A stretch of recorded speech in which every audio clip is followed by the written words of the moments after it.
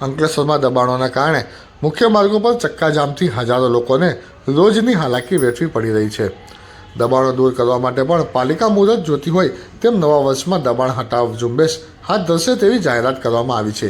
એશિયાડનગરથી railway station સુધી, ચૌટા નાકાથી ગળકોટ bridge સુધી, 3 રસ્તા સર્કલથી ઓએનજીસી બ્રિજ સુધી, સુરતી ભાગોળ રોડ, હસ્તી તળાવ રોડ, મુલ્લાવાડ રોડ, નવી નગરી રોડ, ચૌટા બજાર સહિત અન્ય આંતરિક માર્ગો પર લારી ગલ્લાઓના દબાણો તથા આડેધડ પાર્ક કરી દેવામાં આવતા વાહનોના કારણે રસ્તો રોકાઈ જાય છે। દબાણોના કારણે અન્ય વાહન ચાલકો અને રાહદારીઓ ભારે હાલાકીનો સામનો કરતા હોય છે।